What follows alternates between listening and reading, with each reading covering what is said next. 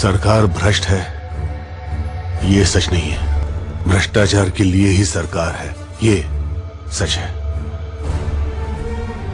Government contractor है तो opposition ठेकेदार। करोड़ों अरबों का ठेका है, अकेले से नहीं होगा।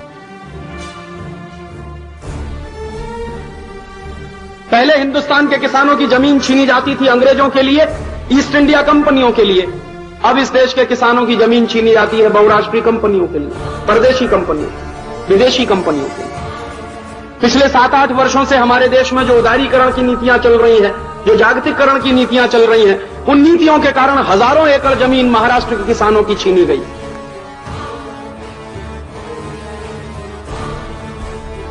हर साल हजारों एकड़ जमीन गांव के किसानों से छीन कर परदेशी कंपनियों को बेच दी जाती है और उस जमीन पर बड़े बड़े परदेशी कंपनियों के कारखाने लगते हैं। कल तक जिस जमीन में धान पैदा होता था, गेहूं पैदा होता था, अब उस जमीन पर कारखाना चलता है। सरकार क्या बोलती है?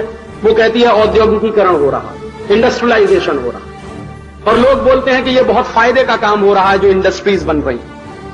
आप जानते हैं दुनिया में और हमारे देश में कोई भी ऐसी इंडस्ट्री नहीं है जिसमें 100 रुपया लागत के रूप में अगर लगाया जाए तो 100 ही रुपए का उत्पादन हो जाए।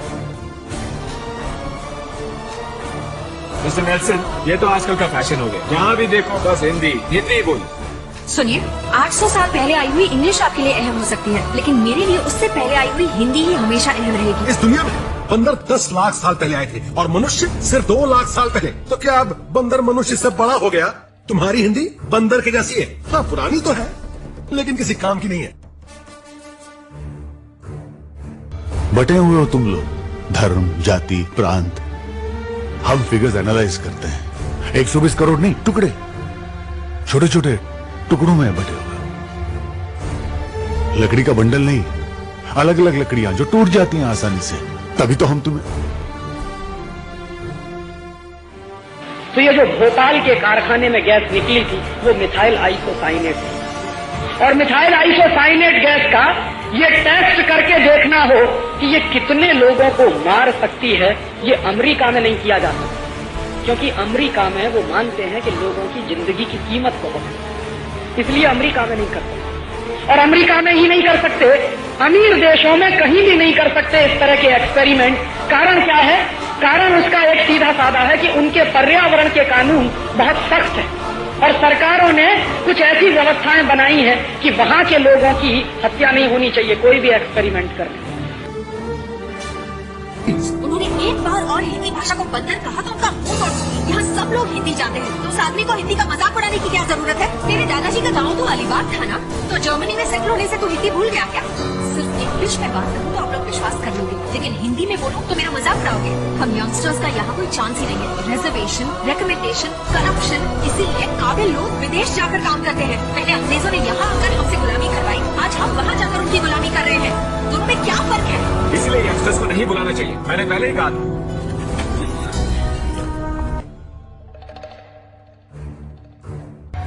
जूतियों के नीचे रौंदते हैं हम तुम्हें। तो ये कोई स्कैम नहीं है, ये असल में आप लोगों का प्राइमरी धंधा है, राइट? लेकिन हम लोगों को खुश करने के लिए भी तो आप बहुत कुछ करते हो। हाँ, यूनिफॉर्म तक पहनते हैं। देखो, जीन्स पहने हुए हम में से किसी को देखा है कभी आज तक? और पार्लियामेंट जाते हैं, असेंबली जाते हैं, वहां जाके बहस करते हैं, धूप में गर्मी में भाषण देते हैं और वोट भी तो मांगते हैं।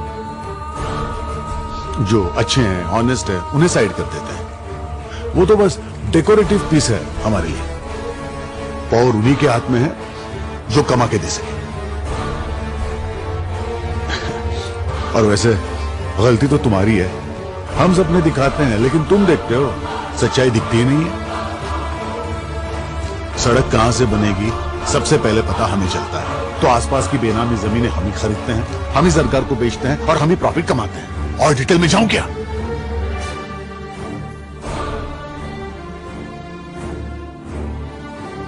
तो ऐसी कंपनियां ऐसे प्रयोग करने के लिए, जहरीली गैसों के प्रयोग करने के लिए हिंदुस्तान जैसे देशों को तलाशते हैं। और यही हुआ था भोपाल। मिथाइल आइसोसाइनेट गैस निकली और एक रात में 10,000 लोग। और पिछले 12 साल में 5 लाख से ज्यादा लोग बुरी तरह से प्रभावित हुए। इस सदियों की गुलामी ने हमारे दिमाग पर जंग लगा दिया था, लेकिन जरा सी चर्बी ने सब साफ कर दिया।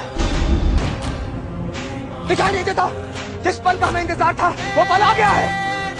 वक्त आ गया है अपना वचन निभाने का, वक्त आ गया है मारने या मर जाने का। उठाओ अपनी बंदूकें और लड़ो, लड़ो अपनी आजादी के लिए, लड़ो एक बार अपने हक के लिए।